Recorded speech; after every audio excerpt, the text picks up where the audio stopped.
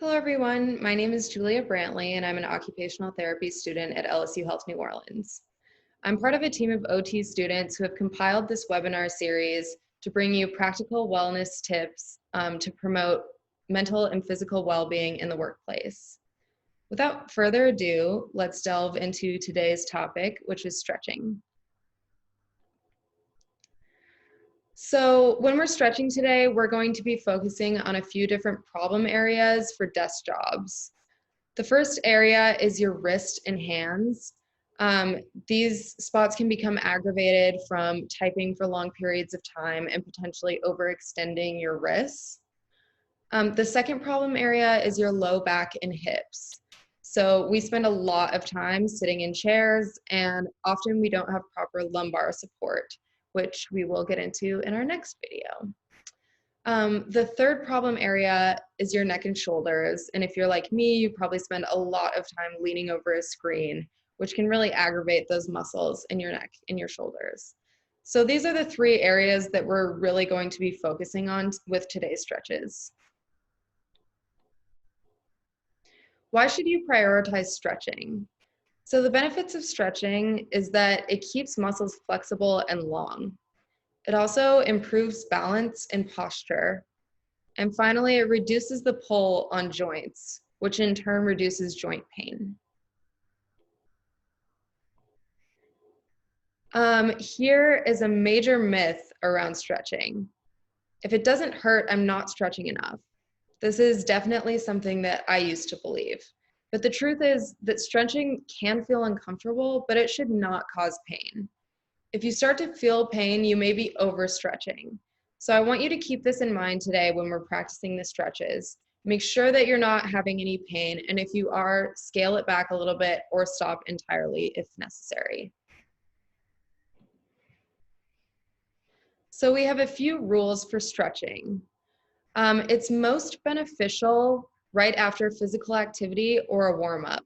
So if you're in the office, you might want to take a short walk around the office, or if you're working from home, you could do a few jumping jacks or whatever just to get you a little bit warmed up. How long should you hold the stretches? You should hold or move through them for at least 3 seconds, but probably not longer than a minute. You may want to stretch daily to improve tight areas, and even multiple times a day wouldn't hurt. Even if you don't currently feel tight, you still want to try to stretch at least 3 times a week to prevent problems.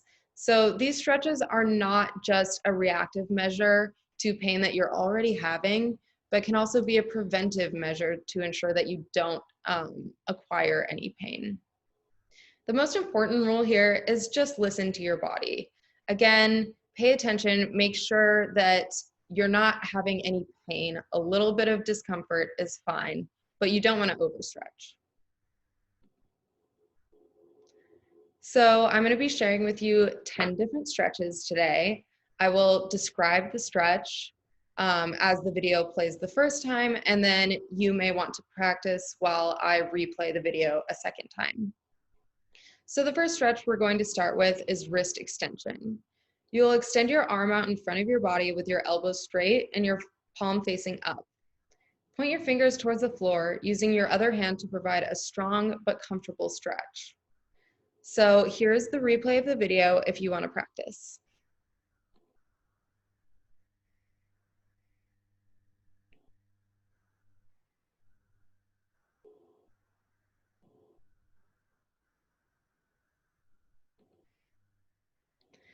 The next stretch is wrist extension with a wall.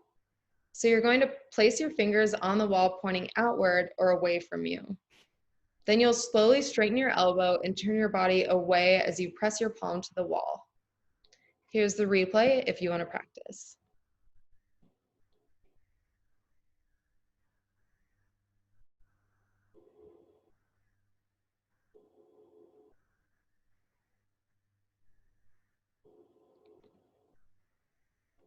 Next, we have wrist flexion.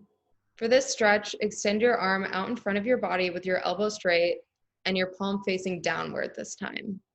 Let your wrist drop and use your other hand to apply a gentle push on the back of the flexed hand. You can perform on both hands for balance. And really with any of these stretches, you probably want to perform them on both sides.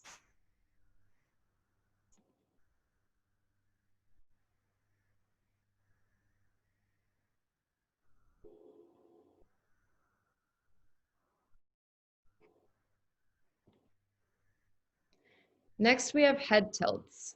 For this stretch, you will sit up straight in a chair or stand with your head and neck in a neutral or natural unbent position. Slowly tilt your head from side to side as if you're trying to touch your ear to your shoulder. Use your arm for assistance to gently put downward pressure on your head towards your shoulder.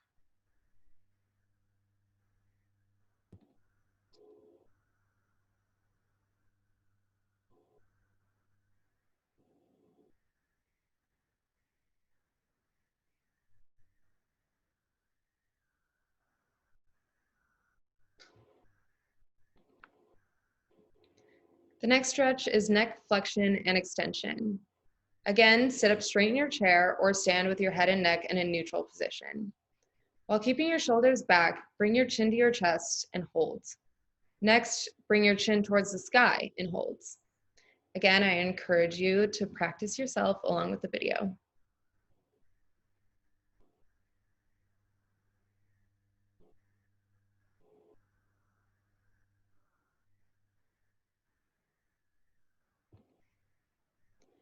The next stretch is shoulder rolls.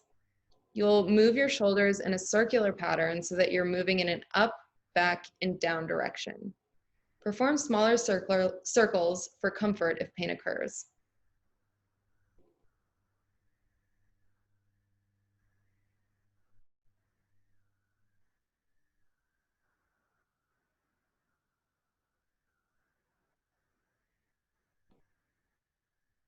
Next, we have shoulder retraction. For this stretch, sit up straight and slightly tuck your chin. Without moving your arms, squeeze your shoulders together. Pretend like you're trying to pinch a pencil between your shoulder blades. Hold each squeeze for 2 to 3 seconds and then relax. You can repeat as comfort allows.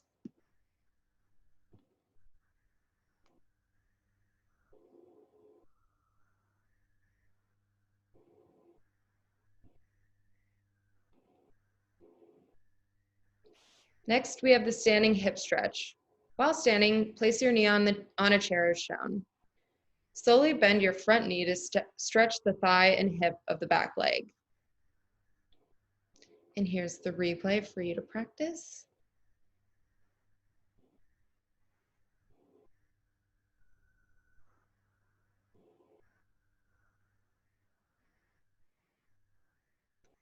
Next, we have the forward bend. Keeping your feet parallel, slowly bend your body forward. Bring your chest to your legs and place your hands flat on the ground. Slightly straighten your legs for a deep hamstring stretch. This stretch can also be modified and you can do it from a chair.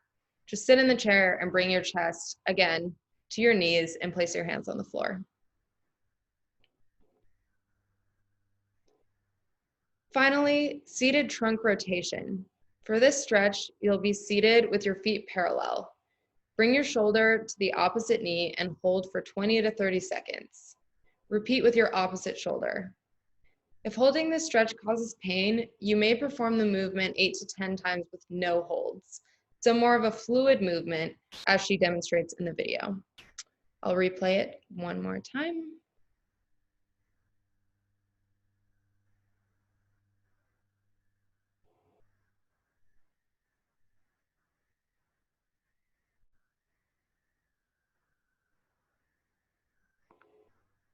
That concludes our presentation today on stretching. Thank you so much for listening, and we hope that you gained some helpful tips on how to stretch out those problem areas. Make sure that you're on the lookout for the infographic shown here to accompany this video. This will be really helpful for you when you're actually practicing the stretches. All right, see you next time. Bye.